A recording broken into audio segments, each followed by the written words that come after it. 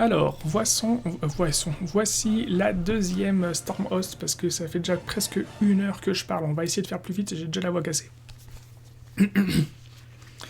Alors, les Hallowed Knight.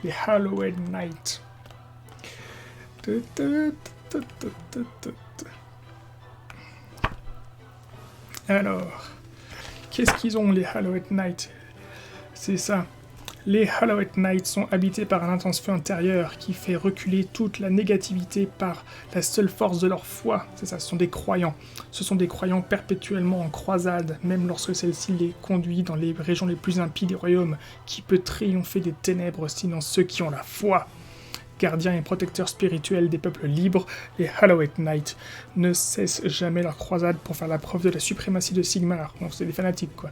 Ils sont prêts à plonger sans hésitation dans la zone de guerre les plus cauchemardesques, foncer sur les monstres et les démons les plus terrifiants et braver les environnements les plus... Ah oui, c'est ça, il manque un mot. On va dire que c'est les plus pourris.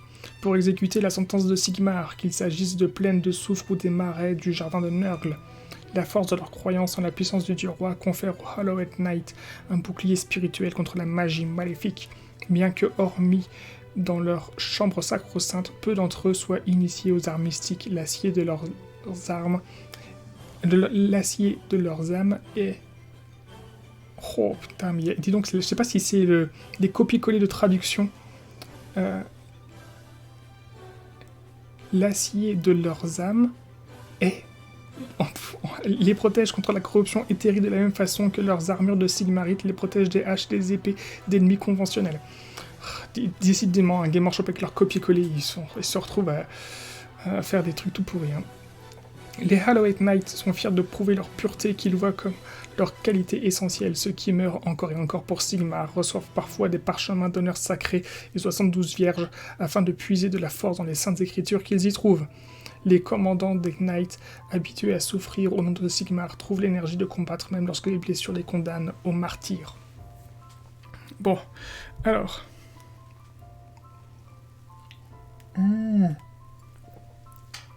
D'accord, la nouvelle chambre du bouquin de Moratti booste bien les Libérators. Bah, je reçois du coup Broken Realms, le bouquin de Moratti, dimanche prochain. Donc je pourrais m'attaquer à ce truc-là prochainement. Alors, les aptitudes des Hallowed Knights. L'aptitude, leur trait de bataille.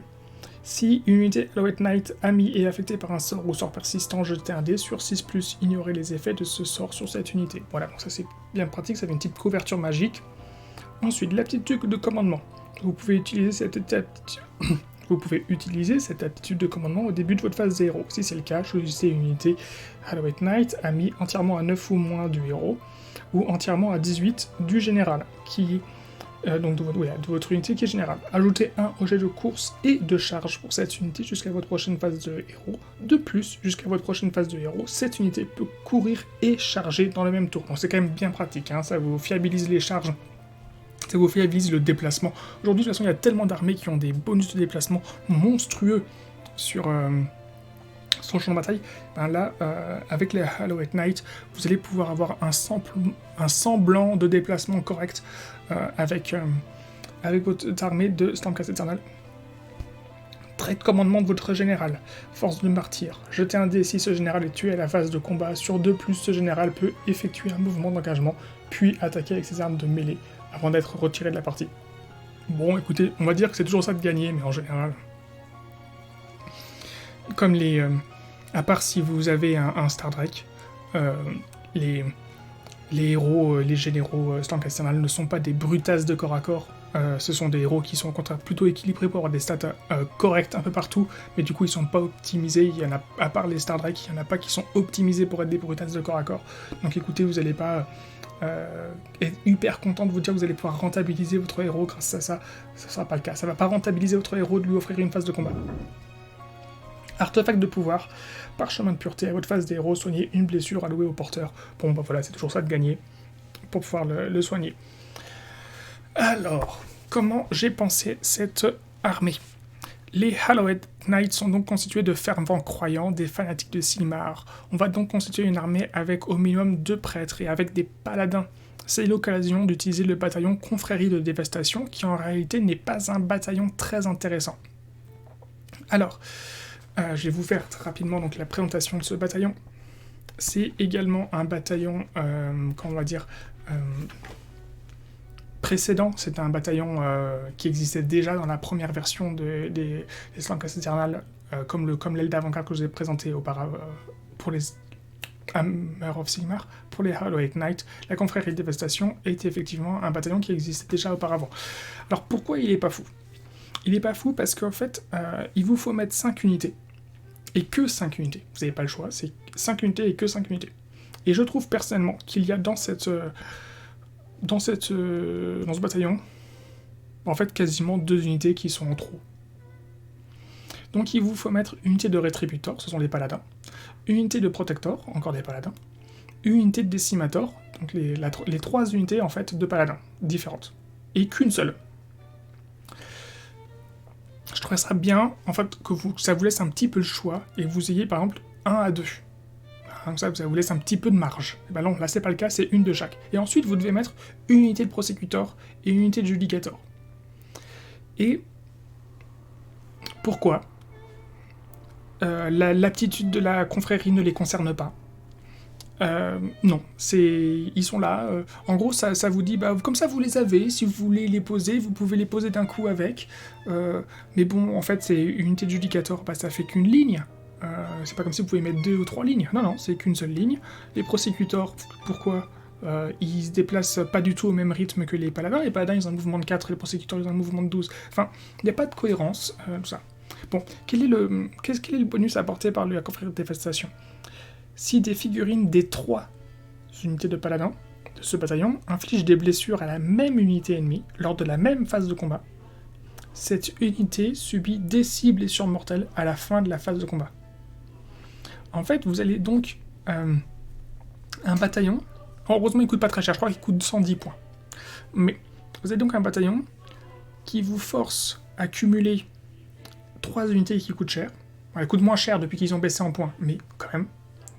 3 unités d'infanterie lourde, et 2 unités qui n'ont aucun rapport avec le fonctionnement de la règle, pour pouvoir bénéficier d'un bonus qui ne s'appliquera que si ces 3 unités frappent sur le même bonhomme. Je trouve que c'est beaucoup de contraintes pour pas grand-chose, tout simplement. Et en fait, au final, je trouve que ce bataillon n'a pour lui que le fait de pouvoir poser 5 unités d'un coup et de vous apporter un point de commandement et un objet magique. Parce que, en vrai, sa règle, elle est pas folle, quoi. En fait, je pense même que vous allez perdre des opportunités stratégiques à essayer de créer l'opportunité de mettre vos D6 points de blessure à une unité ennemie. Et en fait, vous allez faire des bêtises. C'est une règle qui va vous faire des bêtises sur le champ de bataille. Donc voilà, donc je pense que pour moi, c'est un bataillon qui n'est pas bon pour ça. En fait, justement. Je pense justement que c'est un bataillon qui n'est pas bon pour ça. Ouais, c'est ça exactement. On s'est donné un mal monstrueux pour faire taper nos 3 unités de paladins sur la même unité, et puis en fait, à la fin de la phase de combat, on fait un 1. Exactement. Truc qui sert à rien. Bref. Donc effectivement, mais on va la mettre en place dans cette armée, parce que les Hallowed Knight qui sont des fanatiques, qui sont pas forcément le concept d'être qui me plaît, et ben on va leur mettre un bataillon qui me plaît pas. Voilà, parfait. On va utiliser le bataillon Seigneur de l'Orage, qu'on a déjà vu plus tôt, car on a besoin de beaucoup de points de commandement pour utiliser la course et la charge de Lost, pour fiabiliser les charges. Donc effectivement, on va baser la force de frappe de notre armée sur les paladins. Les paladins, ils ont un mouvement de 4. Donc en fait, on va vraiment optimiser leur capacité à perforer et à frapper l'adversaire, avant de se faire cogner, parce que c'est des unités qui sont pas très tanky, en vrai. Ils sont pas très tanky. Ils sont tank, mais corrects. En fait, c'est pas fou. C'est pas incroyable, en fait, leur résistance. Hein. Du coup, l'objectif, ça va être de s'assurer qu'ils se déplacent rapidement, malgré leur mouvement de 4. Donc on va les faire courir, on va les faire charger dès qu'on peut. Donc on aura 2 bataillons dans notre armée, et l'un des bataillons, c'est donc le Seigneur de l'Orage qu'on a vu précédemment, qui va vous permettre de gagner, espérons-le, au minimum 2 ou plus points de commandement au cours de la partie, pour vous permettre de faire charger vos fameuses unités de paladins pour rentabiliser leur puissance. Voilà. On ne va pas utiliser de libérateur dans cette armée. Au contraire, les lignes ne seront constituées que de judicators, qui ont aussi dans leur lore d'être des tueurs de païens et de damnés. Effectivement, les judicators ont pour concept, pour principe, dans leur histoire, de cogner, enfin de focus, de chercher les païens et les damnés.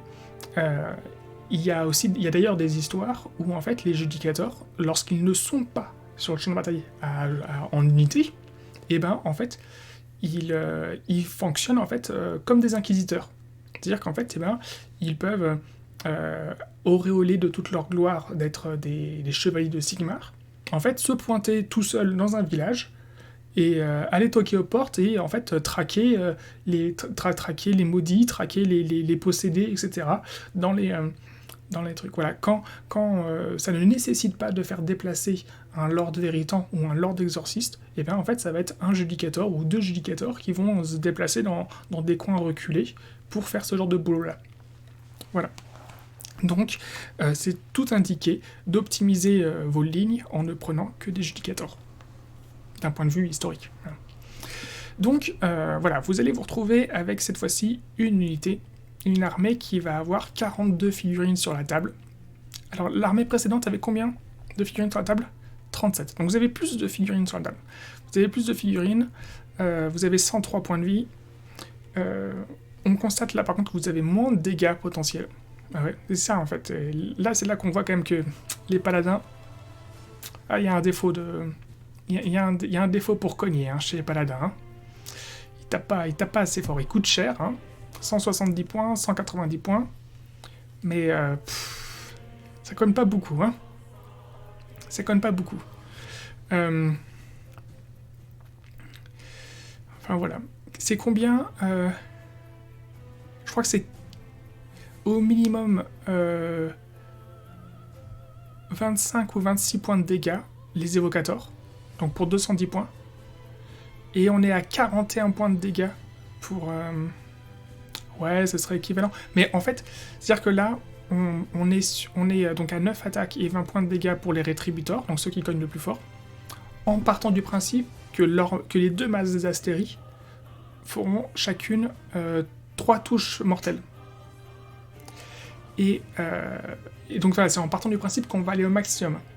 Les rétributors, les évocators, ils font de base ces dégâts-là, sans prendre en compte leurs arcs électriques, qui font une quantité de dégâts monstrueux. D'accord ? Donc... Mais pour l'instant, on n'a pas d'évocateur dans cette armée. Donc, là, on a exactement la même conception d'armée que ce que je vous ai proposé précédemment, donc je vais pas... on va gagner du temps. La seule différence, c'est que j'ai remplacé Vandus Hammerhand par un Lord Célestin à pied. Pourquoi ? Tout simplement parce qu'en fait, on a une armée qui coûte trop cher ici. On a une armée qui coûte trop cher. Donc, on conserve l'étendard d'os de liche, parce que là, on va pouvoir healer et soigner nos paladins qui ont plein de points de vie. Ils ont que ça pour eux, c'est d'avoir des points de vie. L'ordre lictor va pouvoir aussi soigner ces bouffons-là. L'intérêt, c'est que l'ordre lictor, il a de base un mouvement de 4, donc il est fait pour accompagner ces bouffons. Pardon, excusez-moi, faut pas que je sois vulgaire. Donc, alors, l'objectif de cette armée est d'atomiser une unité ennemie complète par tour, pendant que les judicators tiennent les objectifs, appuyés par le Knight Venator, donc votre sniper. Les 3 unités de paladins agissent de concert pour charger et détruire une nouvelle unité stratégique de l'adversaire à chaque tour. En fait, pour que ça vaille le coup, vos paladins, clairement, c'est qu'ils ne peuvent pas rester bloqués dans un fight plus d'un tour. Alors, il faut quand même savoir que vos rétributors, avec leur 6 pour toucher, enfin, leurs dégâts mortels quand ils touchent, etc., 5 rétributors, si vous foirez pas vos jets, si vous avez un résultat correct, moyen, vous atomisez un buveur de sang en une phase de combat, en une charge. D'accord ? Donc, vous pouvez y aller. Il coûte cher, mais ça reste des unités viables. Surtout qu'à côté, vous avez donc vos unités les autres unités qui ont une portée de 3 et une portée de 2. Donc les décimators, ils ont pour eux donc d'avoir une portée de 2 avec leur hache. Donc c'est vous multipliez vos attaques par le nombre de figurines dans cette portée de 2. Hein, c'est pas en contact avec le socle, hein, c'est dans un rayon de 2 pouces autour de votre figurine, de chacune de vos figurines. Et en plus, ils infligent un moins 1 en bravoure. Donc les décimators, même à 5 figurines, ils sont tout indiqués pour exploser des gros packs de troupes qui vont occuper des objectifs, etc. D'accord ? N'ayez aucun doute à ce niveau-là. En ce qui concerne vos protecteurs, donc ils ont une portée de 3, et en plus ils ont, il me semble... Ah non, c'est leur version à cheval, enfin c'est leur version sur Dracoth, qui ont un bonus pour taper en charge, pas les protecteurs. Les protecteurs, eux, ils offrent leur défense aux troupes qui sont derrière elles.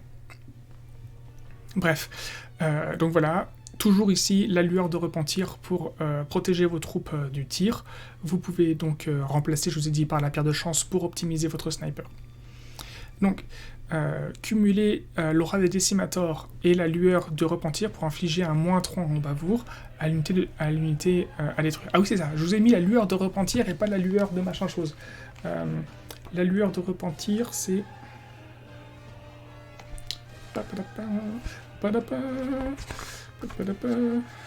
Pardon, excusez-moi, je vais la voir. La lueur de repentir, elle fait un moins 1 à la bravoure aux troupes autour, et un moins 2 si les troupes sont du chaos. Voilà, effectivement, c'est la lanterne de tempête qui vous protège aux troupes contre les tirs. Donc effectivement, c'est à vous de voir ce que vous souhaitez optimiser à ce niveau-là. Vous avez donc votre Lord Célestant qui va vous permettre de charger et de finir les petites unités ou héros qui ont été diminués à la phase de tir par vos Judicator. Utilisez donc les 3 unités de paladin soutenues par le Lord Lector et le Knight Vexillor et le Knight Azyros pour charger et détruire les unités adverses. Vous allez pouvoir téléporter en cas de besoin grâce à votre translocation du Lord Lector ou du... Pardon, excusez-moi, j'ai mon voisin qui fait du bruit. Ou grâce au totem du Knight Vexillor, l'une de vos unités de paladin vous pourrez les redéployer très rapidement sur le champ de bataille en fonction de vos besoins. Et ça, c'est quelque chose qu'on a déjà vu auparavant. Et c'est quelque chose que vous reverrez quasiment à chaque fois que vous aurez l'occasion d'avoir un prêtre avec le sort translocation ou avec un Knight Vexillor qui a son totem. Et enfin, dernière information, le Lord Veritant peut soit accompagner le Lord Célestant ou les paladins. Cette fois, on utilise la lumière divine car elle va bénéficier aux 3 unités de paladin, alors que bénédiction des armes n'aurait boosté qu'une seule unité. Alors, qu'est-ce que c'est que la lumière divine ? Je vous le rappelle, la lumière divine, c'est le premier sort de la prière des Stormlords, la première prière. À votre phase d'héros, choisissez une unité entièrement à 18 ou moins de ce prêtre et jetez un dé sur 3+, la prière est entendue. Si vous aviez choisi une unité ennemie, vous pouvez relancer les jets des attaques contre cette unité jusqu'à votre prochaine phase des héros. Donc les jets des attaques, c'est des jets de touche en général. Hein. C'est pas clair, parce que le jet des attaques, il n'y a pas l'expression qui correspond à un jet des attaques. Mais en vrai, c'est des touches, c'est des jets pour toucher. Et ensuite, si vous aviez choisi une unité amie, relancez les jets de touche non modifiés de 6 des attaques contre cette unité jusqu'à votre prochaine phase de héros. L'intérêt, c'est de sélectionner donc une unité ennemie. Et du coup, tous vos paladins vont pouvoir relancer leur jet d'attaque. Voilà. Alors même si vos paladins ils touchent le 3+, c'est toujours pratique de pouvoir vous optimiser vos jets d'attaque. Voilà. Et puis même si vous êtes un peu fifou, eh ben, vous pouvez décider de relancer des jets d'attaque qui sont réussis. Et parce que là, c'est pas spécifique qu'ils doivent être ratés. Vous pouvez relancer des jets réussis pour essayer d'obtenir des 6. Voilà, ça c'est pas impossible. Donc voici le fonctionnement de cette armée. Vous allez avoir du coup complètement d'optimisation sur vos paladins, et pour pouvoir défoncer les troupes adverses, et pas le choix. Là, il va falloir tenir les objectifs avec vos 5 Judicators, vos 3 unités de Judicators, et éventuellement les Prosecutors pourront tenir un objectif isolé. Donc vous pouvez, malgré tout, vous positionner pour tenir les objectifs. Alors attendez, ah oui, vous pouvez continuer la musique. Alors, on passe au morceau numéro 4. Donc voilà, vous avez un potentiel pour prendre des objectifs, vous avez quand même une unité de 6 Prosecutors et vos 3 unités de 5 Judicators dont le rôle est de tenir des objectifs. Et puis, au fur et à mesure que je vous souhaite d'avoir de l'efficacité avec vos 15 paladins, vous pourrez en laisser une unité en retrait pour tenir un objectif, ou contester la prise d'objectif d'une unité ennemie.